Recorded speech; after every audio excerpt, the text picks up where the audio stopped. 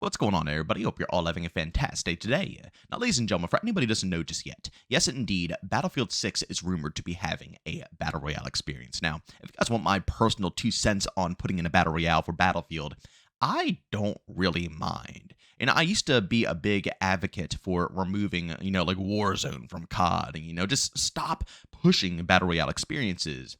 But as time has gone on, I've been proven time and time again that arena-style shooters, or, just any type of shooters that aren't a Battle Royale, just don't pop like they used to. So adding in a Battle Royale isn't necessarily a bad thing, in my opinion. They just have to make sure they go ahead and prioritize the core experience first and foremost, so that doesn't get absolutely destroyed while, trying to incorporate a Battle Royale at the same exact time. But it should be good and healthy for Battlefield, the overall franchise, if they can nail both sides of the game. So the core audience can be happy with their side, and then obviously the Battle Royale can pop. If it does pop, people will come and give it a shot.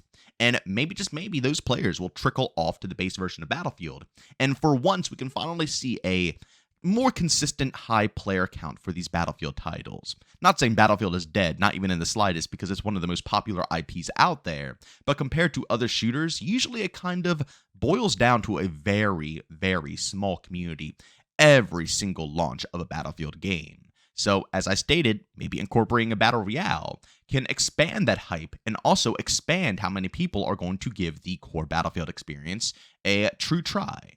So I'm not really too salty about this being incorporated. And again, with the information I'm about to showcase to you guys, it further cements why I think that DICE won't screw this up. Now, can they? Yes, 110%. Never, and when I say never, I mean never underestimate EA DICE and what they're capable of when it comes to ruining a project. We have no clue what's in store.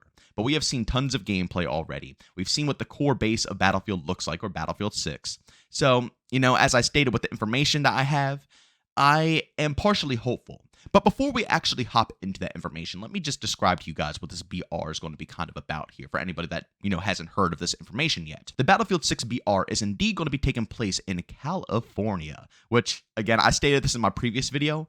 I am very excited to hear this information. As someone who lives, obviously, in the USA, I just love the idea and the concept of, fighting on my own personal home turf, seeing places, locations, destinations that, don't look war-torn, being turned into a war-torn city. Absolutely insane. I love it. And I'm very excited to see what this is going to be like. So yes, indeed, the BR is going to be taking place in California, apparently.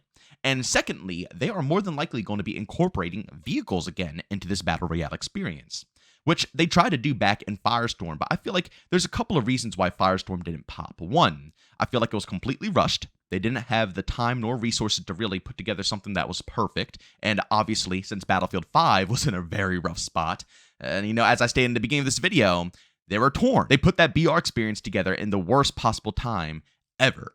They had to prioritize multiplayer, and then BR got put on the back burner, which means that didn't get any support, which killed the player count on that even further. And then on top of that, you have to pay to play Firestorm. You couldn't just hop into it for free like pretty much all the Battle Royales out there. You had to buy Battlefield 5, and Battlefield 5 was already a controversial title, enough as it was. So, with all those factors lining up, Firestorm was never really able to expand. But Firestorm had vehicles as well, and I thought that was a really unique concept, and it helps Battlefield cement themselves within the Battle Royale genre. You know what I'm saying? If they were to just go ahead and put out just a base FPS like every other Battle Royale, it probably wouldn't be able to gain too much traction. And Warzone more than likely would probably just stomp it out at that point. But Battlefield 6 is going to have that vehicle combat intertwined with the Battle Royale experience. And I'm very curious to see how they go ahead and balance it out this time, especially since they have Vince Zampella leading the charge. For anybody who doesn't know Vince Zampella, he is one of the OG GOATs who worked at Infinity Ward back in the day before, obviously, they got in a lawsuit with Activision during Modern Warfare 2. He left. They went ahead and got together with Respawn. They made the Titanfalls, they put together Apex Legends. This guy is an absolute GOAT, and he's not playing around. He has experience in the BR scene, and he knows kind of the ins and outs of the BR compared to back in Firestorm, where they didn't have any, industry vets who put together crazy BR experiences. They were just kind of winging it. So, that gives me a little bit more hope that they can really polish things off, and they have a head dev, a head honcho who knows exactly what he's doing, both in the multiplayer arena and also the battle royale arena. But ladies and gentlemen, with all that being said, and obviously filling you guys in on what this BR is going to be all about, let me give you guys the most crucial details in my personal opinion. And again, this might seem small, but I'm being serious. This is a huge deal. This is by Insider Gaming saying, Battlefield 6's Battle Royale mode will arrive months after the base game, it's claimed. Again, as I stated, I know people are going to say, bro, you're making a whole video about this? This is what you consider to be huge? And I'm going to be honest, yes, this is absolutely massive, and this is exactly what Battlefield 6 needs. Let's be honest, the gameplay that we have all seen for the months on end looks freaking outstanding. And every person that I know of who has played the labs and got to try out Battlefield 6 says the game plays great. They absolutely love it. But I can't tell you the amount of games that I have personally witnessed in alpha and beta that for some strange reason perform way better than their base form when it officially launches. It's very strange, but it happens very frequently. I'm assuming because it gets opened up to the whole overall world, and it's just an overabundance of people, and it kind of changes what can break and what doesn't break. I don't know. I'm not a game dev. But the point being made here is that anything can happen. Anything can get busted. And Battlefield 6, although the gameplay might be phenomenal, it could be extremely solid, that doesn't mean it's going to launch without any bugs, without any problems. And let's be real here, guys. We're trying to be realistic. Battlefield always drops with problems. Battlefield is notorious. It's known for dropping games that are bugged to death. I mean, one of the most famous Battlefield games, Battlefield 4, was a disaster on launch and took ages to go ahead and even get it to a playable spot. So this is nothing new. We should all expect a very busted launch within Battlefield 6, and if it's not, that's phenomenal, right? It looks like we're taking a step in the right direction, and honestly, I'll probably praise the living heck out of DICE if they can go ahead and drop a game that has very few minimum bugs.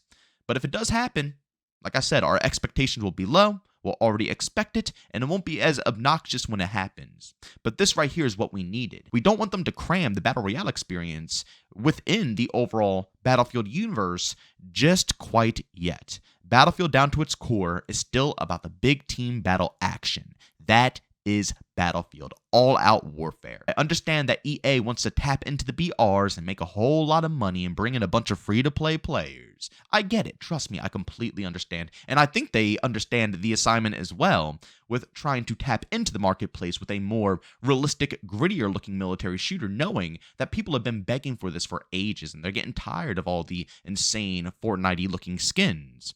So they know. They 110% know. Which worried me at first that indeed they're just going to cram it into the game.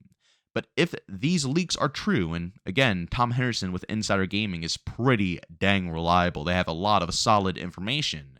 So if this is indeed true, that's great, because that means for the first handful of months, the devs, and remember, the first handful of months are the hardest months of any game dropping, the devs will be able to prioritize what Battlefield is all about. They'll be able to make sure the base game is good first. It's in a solid spot. And I'll even go as far as saying that they should postpone the BR another month or two if they still can't get it in a solid spot by the time that they have a planned date for the Battle Royale experience. They can go ahead and announce it, but seriously, they should make sure they polish everything from top to bottom before releasing this, because once the Battle Royale is released, I understand it's a separate team that has to go ahead and handle the Battle Royale. But the balance changes, weapons, and probably equipment, and all the stuff that's already in the game is going to have to, again, be balanced between two separate worlds. And it'll be perfect if they can balance it around the game first. And if anything, they could just make separate update changes for the BR exclusively. Whatever they want to do. Regardless, this is the point that we want to be at. Yes, I want them to be able to thrive. I want to see Battlefield succeed, so a BR is not bad in those terms. But don't screw over the base game. I think Splitgate 2 is a perfect example of this. I love Splitgate 2. I really do. I still play to this very current date. It's actually the main game that I'm really playing. I love it that much. But Splitgate 2 is having a problem with this as well. not really when it comes down to balancing. I think the balancing is really solid in that game. I hear some, critiques here and there about different things, but the weapon balance, I pretty much love all the guns. And again, you have to balance them differently for BR and Arena, but they did a solid job. But when it comes down to performance, there's just so much stuff that has to get done that, again, the devs get stripped from not being able to focus on both things. And then they have to prioritize. And then one mode gets, priority over the other and so on and so forth, because obviously, as we all know, the Onslaught maps and the BR maps, it's been very buggy, frame drops, it's been a rough time for them. And they had to put a lot of time into trying to figure that out, fix it, when they could have been, expanding on other things within the game and within the Arena side of the game, which actually works pretty properly. So again, hopefully EA understands this and allows DICE to have time to cook, because we have to remember, it's not up to DICE how they handle this. It's EA. EA has all the calls for when this BR comes out, if it gets postponed, if it gets rushed, whatever goes on is up to them. Although I have heard that Vincent Pella is not just, up there when it comes to DICE, but he's up there in the ranks when it comes to EA from, some people that I've heard from behind the scenes. And if that's the case, he might be able to call shots a little bit better than some of the top dogs at EA. And I wouldn't blame them. I would put a lot of trust in Vincent Pella. He's a good, like I said, he's a GOAT in the industry. I mean, tell me what L Vincent Pella has caught. I'm being serious. He made COD 4 and Modern Warfare 2, both banging games. COD 4 revolutionized the Call of Duty franchise as a whole. And then every other development team, including Treyarch, started to pick up those trends and run with it as well. And now we have COD, known what it is today. Well, sadly, with all the crazy skins now, but the formula, the streaks and the class, all that good stuff. I mean, for the love of God, he was a part of the team that put together the tactical nuke in Modern Warfare 2. That changed everything moving forward, to people wanting to nuke hunt and wanting to try to go for insane streaks. And then, obviously, moving over to Titanfall. I mean, seriously, tell me one person that has a ton of negative stuff to, talk about Titanfall. And then Apex Legends, a game that got shadow dropped with no previous marketing, that literally became one of the top tier, one of the best battle royales in the whole industry. This is the man they're picking up. I would be listening to everything he has to say. I'm just saying, if I was a suit, every word that leaves that man's mouth would be like preaching gospel.